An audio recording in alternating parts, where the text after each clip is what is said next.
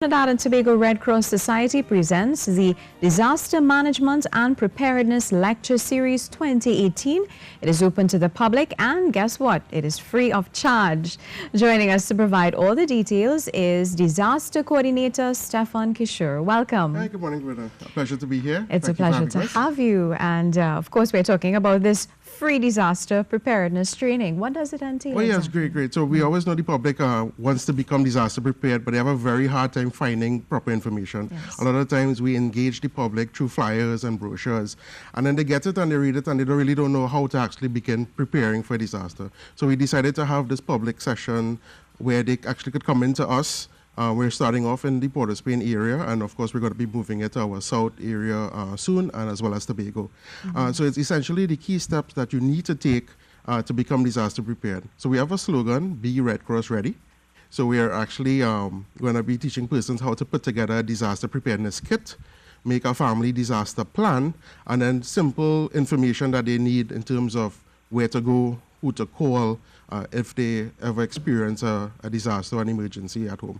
Is it the first time that we're having something like this? No, we've been doing disaster preparedness training for years. We've been going out to communities and doing the training, but the general public who never experiences the training when we go to the community or just comes to one of our public education booths and they get the flyer, we want to actually reach them and actually come and see how to put together a kit, because many people think it's a lot of money they need to spend. You need to go out in the groceries and spend hundreds of dollars on food, go to a hardware and buy flashlights and rope and torchlights and things like that. And many times you have much of the materials at home. You just need to know exactly what are the essential things to put in the kit, how to package it properly, and just have it ready in case an incident happens. Does it also include a first aid kit? Yeah, so it's things like food, water, first aid kit, as well as your medications. Persons may have prescription medications that they take all the time, so they need to also take into consideration how they're going to now get access to those medications if they have to leave their homes in an emergency. Right, and how many persons are invited to a training session? So we have a capacity for about 30 persons.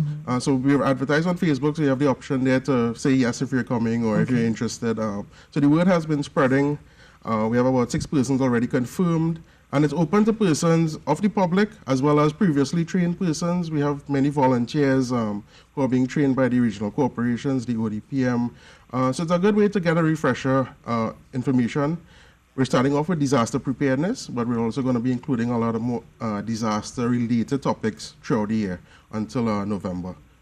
So we're things like shelter management, mass casualty management, how to do a damage assessment.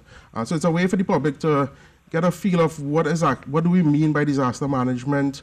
If you're interested in becoming a volunteer, it's a good way to get some of the training up front before we have one of the formal courses. This is it's short sessions, it's an hour and a half. Okay. Right, so it's just an introduction to the disaster management topics.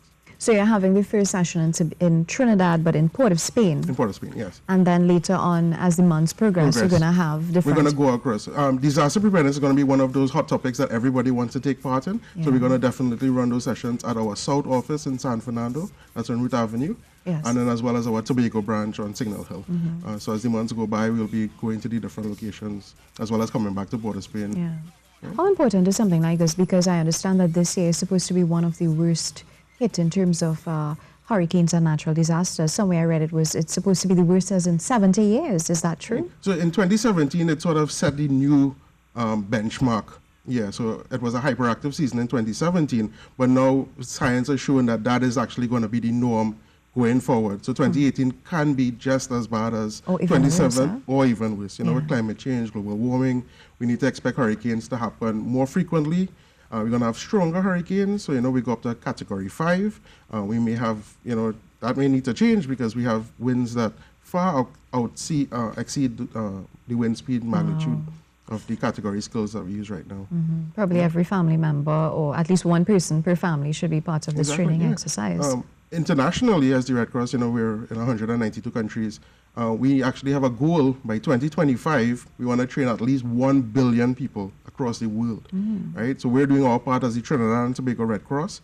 So that means, as you're saying, 1 in every household, but that still means that's over 400,000 people in a very short space of time that we need to train. So that's why we're trying to bring this out to the public, as well as work with other organizations. I mean, we're not the only one in disaster preparedness. We have our Ministry of Rural Development, but yet disaster units. They're also doing a lot of work. The ODPM also is doing a lot of work. Ministry of Health is doing a lot of work. So what we're going to try to do is coordinate all the activities and be able to report properly the amount of people we reach. Now, you mentioned earlier that you have about 6 persons confirmed so far. Right. Would you say the response has been somewhat encouraging? Yes, I mean, a lot of persons are, our Facebook reach alone for this one in 2 hours was almost 5,000 persons. A lot of people are saying, yes, they're interested, but they're looking at time. That's why we try to do it at the afternoon time. So people coming home from work, they still get enough time to come back. So hopefully by Thursday, we get a very good response. When is it exactly? It's going to be on Thursday afternoon, 6 p.m. to 7:30 p.m. at our Red Cross office in Port of Spain in Woodbrook, 7 Fitz Blackman Drive. Is it certified? It's because it's a short course, we can't issue a certificate, but if persons attend all 8 sessions, then they qualify for a disaster preparedness certificate that we can issue. Right. So we'll be taking attendance and we'll be tracking your progress throughout. Let's talk a little bit about the TNT Red Cross Society. What are the main functions? So people think, well, we're just first aid and ambulance, because you see our ambulances all the time. But disaster management, disaster preparedness is one of our major departments. First aid, we do a lot of first aid training. Our ambulance service is available in the event you have an event, a sports day, a walkathon, and you want to contract us. We also do a lot of work with youth. You may not see it, but even talking to some of your staff here, they were telling me they were a youth member, Yes. 10, 20 years ago. And so we are very big in the primary schools. We have our Youth Links program. We're currently in about 250 plus primary schools. So it's a good partnership with the Ministry of Education. And lastly, we do a lot of work in our health department, doing NCDs, HIV and AIDS education work. Maybe just last year, we just came off a non-communicable disease project sponsored by the Spanish Red Cross. This year, we're working on Zika. So we're going out to the schools and communities, educating them about cleanup campaigns, how to store water properly, make sure they're covered, how to protect yourself, wear mosquito repellent, use mosquito nets, things like that. So we're, for the next 2 years, we've been funded to really make sure the communities are prepared for Zika, because it's one of those ongoing responses that we have in the Caribbean right now. Right. Now, I understand that you also established these strategic alliances with the Rotary Club and several others. Could you tell us a little bit about that? One thing, we can't do the work alone. Yes. Right? We count on the service clubs for one-man power, support, technical guidance. So we've established these with most of the service organizations. Not formally in the form of an MOU, but we have that ongoing partnership with them.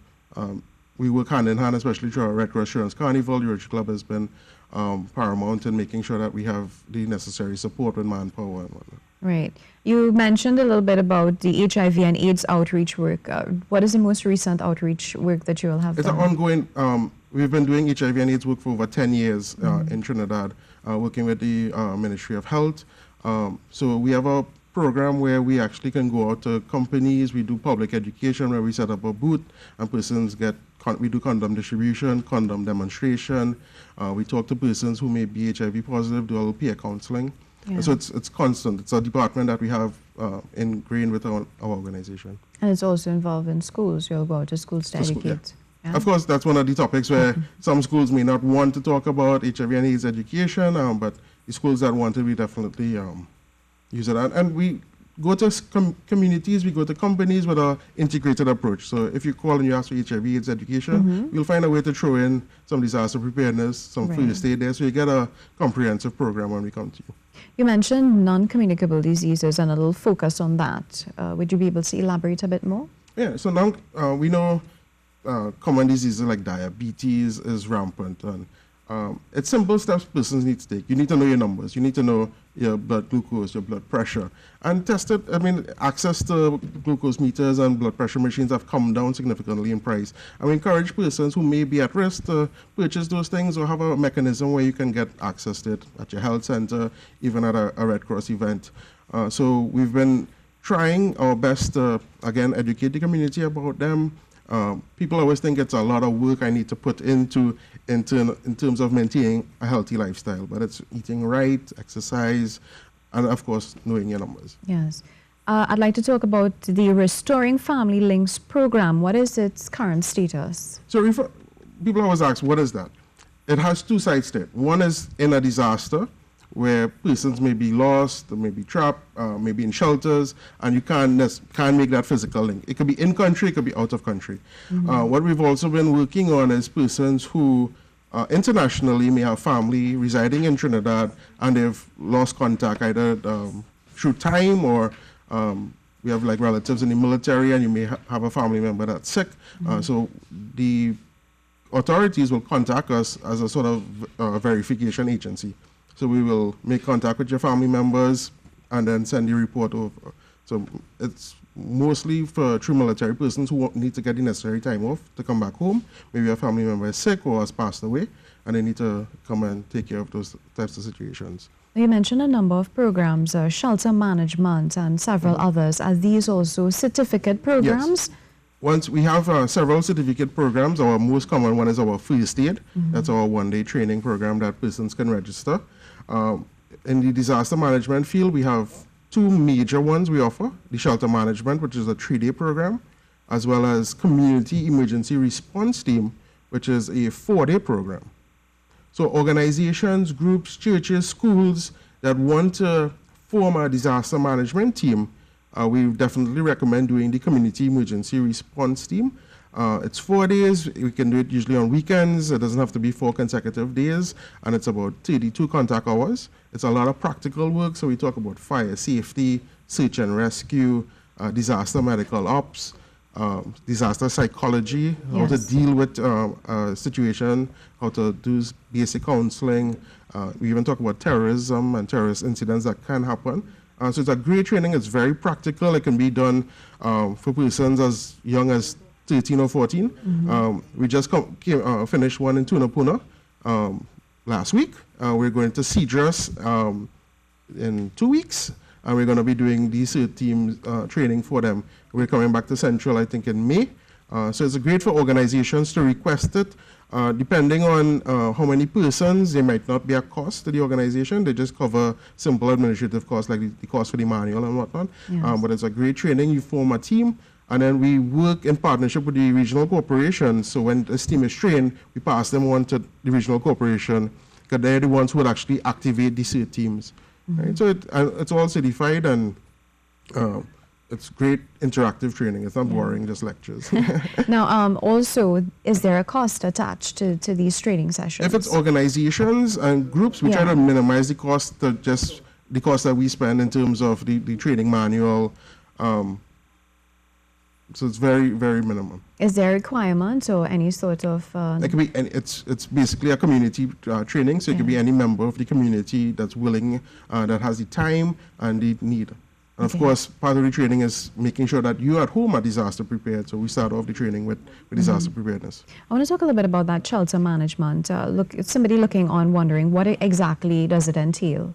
Right. So in an emergency, you may have to evacuate. So our Ministry of Rural Development is tasked with finding shelters. So they look at schools, community centers.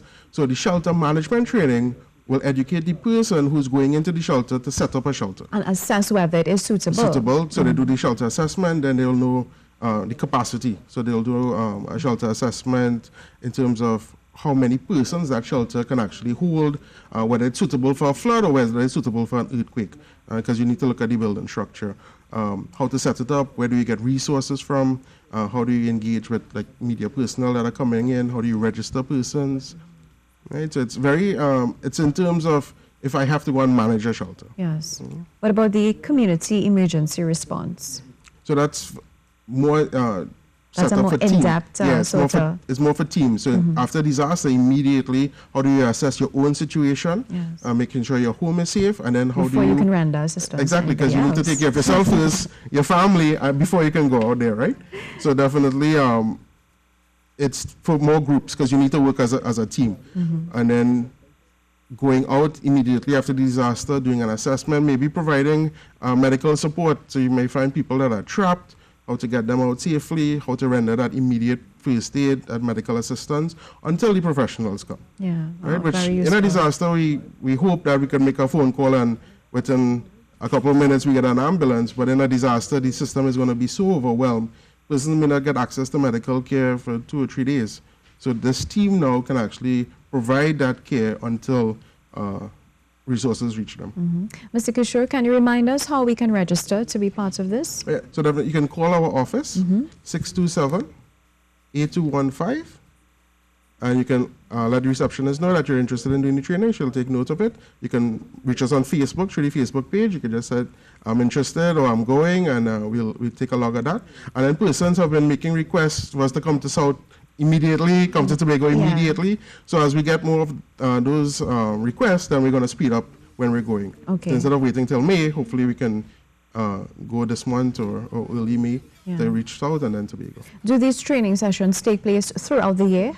Definitely. So we're running, we're starting in April and we're going to November. Okay. So the ones in Port of Spain are going to be on the 3rd Thursday of every month. Okay. Right, so that's set. Yes. So we'll actually publish the topics well in advance, so you'll know what's coming up next month. Great. And this takes place on Thursday, this Thursday, the 19th. 6 to 7:30 p.m. And the number to call is 627-8215. You have spaces available. Yes, currently we have about 20 spaces available. Great. Closing comments. What would you like to say to those looking on, wondering if they should be part of this training session? Definitely. Disasters are coming and they may come hard. We've been lucky in the past to not have any impact, so it's a great opportunity for our citizens to get prepared. So be Red Cross ready. Great. Thank you so much, Mr. Kishore, Stefan Kishore, Disaster Coordinator, talking to us a little bit about Trinidad and Tobago Red Cross Society presenting their Disaster Management and Preparedness Lecture Series 2018.